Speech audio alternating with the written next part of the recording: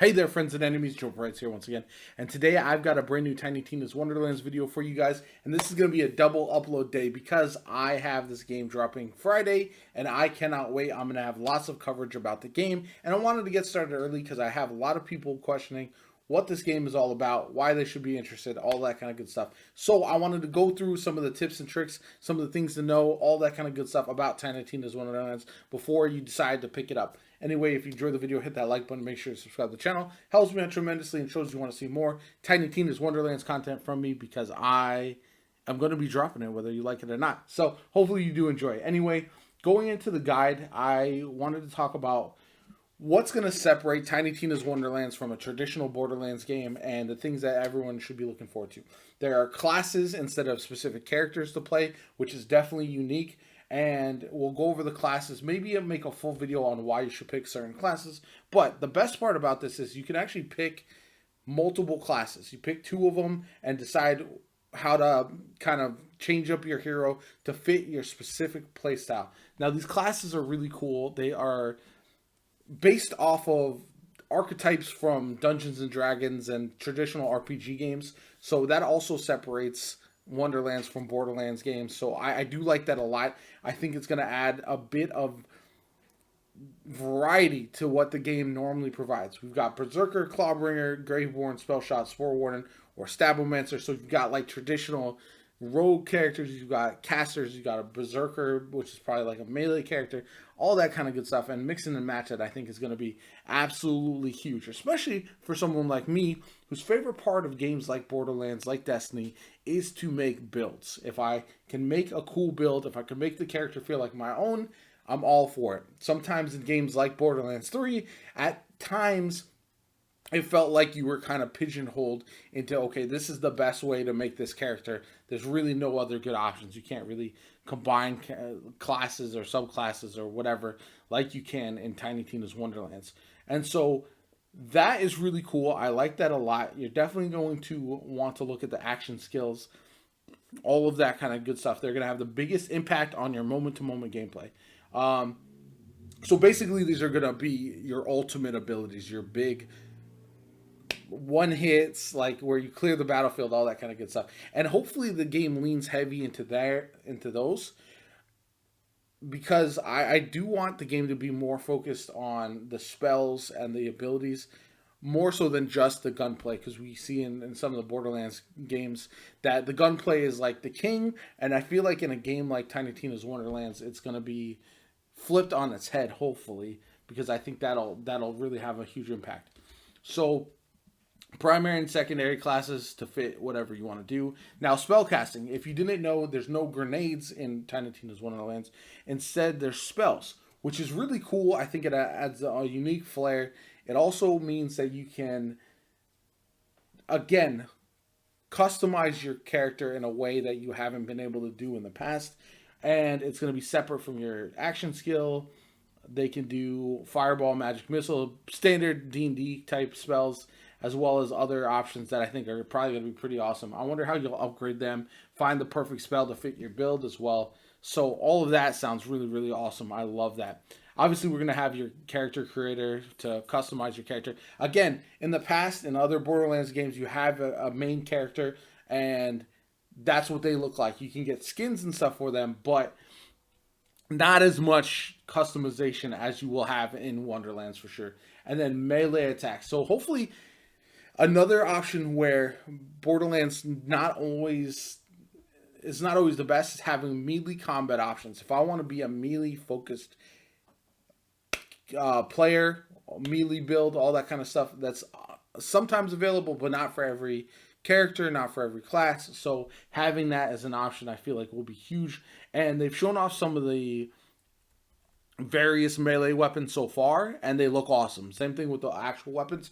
They're very much themed on this fantastical idea that I absolutely love, and I think will bring a lot of variety. If you haven't played Tiny Tina's Assault on Dragon Keep, it's like that, only the whole game is based around just the Dungeons and Dragons role-playing RPG fantasy type, which is, again, I think a huge step forward, and it makes you, they won't have to continue on the standard Borderlands story with this, so it allows for a lot more creativity as well.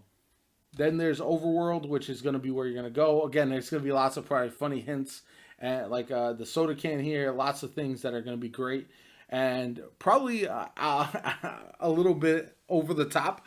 But that's what makes Borderlands great, and especially with Tiny Tina as the GM, the DM of this campaign, it's gonna be a little bit crazy, and I like that. The zanier this gets, the better.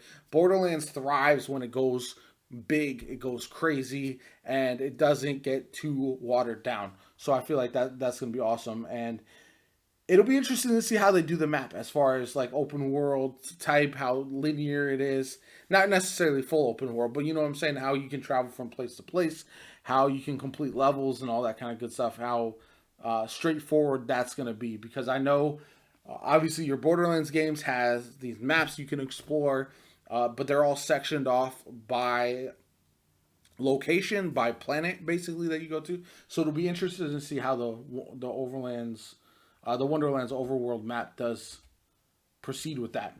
Then we have co-op. This is where I'm most excited. Full co-op in this game, and it's full crossplay. So that means PC can play with Xbox, Xbox can play with PlayStation. All of them can play with each other. It's going to be huge, and it's also going to have 2 and 4 player split screen depending on what console or what console you find yourself on. So that's really awesome, and I really like that. So, and it's going to have your standard competition and cooperation. Basically, whether you want the loot to drop for everybody and everyone kind of rushes for it, or if you drop individual loot for each individual character. So, like, I won't be competing for loot with my friends. I won't have to be selective when I'm doing that. So, that'll be up to everybody to see what they want to do as far as which of those co-op ones they want to go with. So let's go over the classes real fast before we wrap this up, because I feel like actually we can go over the characters. We'll do a whole video on the classes. I think Tiny Tina is obviously Tiny Tina. She's coming back from the Borderlands series. We've got Valentine. He's a dashing rogue with a penchant for danger and a flair for heroism. That's going to be interesting. Fret is going to be the bot, probably Claptrap-esque bot that we're going to be dealing with in this game. Paladin Mike, Butt Stallion makes a return. Torg, of course, the loudmouth explosions lover.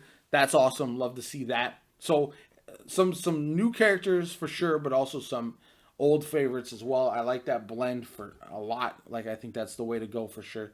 Let's see, enemies. We have the Dragon Lord, powerful necromancer, skeleton armies, shrooms, goblins, trolls, pirates, sea wargs, cyclops, crabs, and more. So I like that a lot. There's a variety there, and it's going to be all fantasy themed, which is really, really dope. I'm excited about that. And then next up, there's the gear and loot. Here's something that a lot of people are super interested in. So obviously there's guns, 6 types of the high-powered weapons, like the Torg ones, all that kind of good stuff with the manufacturers. We got wards, which are shields, shielding magic. We got rings and amulets, enhance the Fate Maker's build, which is cool. Rarity is going to be interesting. So there's the damage types that we see, the 5 elemental damage types we've seen in Borderlands before. But Rarity is somewhere where it's very interesting, because you're going to have not only your standard rarities, but also they're going to have rarities for the gold, the standard rarities that they have in other Borderlands games, but also specific rarities for the end game content. They already announced and talked about the end game content a little bit, and it's going to be kind of horde mode-esque that we've seen before. Not really a true raid like we've seen in Borderlands and Destiny, but it's going to have a lot of options for getting the loot. And then as you progress, as you get stronger, you're going to be able to challenge the next level of that mode. So that's really interesting, and I like that quite a bit. It's gonna have the game launching with endgame is huge, because it shows that that's a priority for them, and they're gonna want some repeatable content besides just the campaign once you go through it. I think that is about all I was looking to cover for now.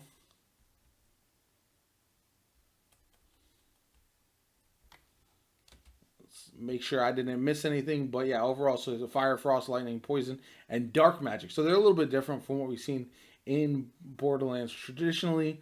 So siphons enemies, dark magic siphons enemies to vitality. So basically, life stealing that's interesting. That can make for really cool builds, especially as you're going through and trying to stay alive in harder content. That's always very, very, very good. And overall, yeah, that's where I'm going to leave it. I hope you enjoyed the video. We went over a lot of things. This was just kind of the initial what to know heading into Tiny Tina's Wonderlands. I'll have other videos this week going over the classes, fully going over the end game, and then once we get into the game, I'll have full gameplay of my builds and all that kind of good stuff. I hope you enjoyed the video. My name is JoPaWrites. Catch you all later.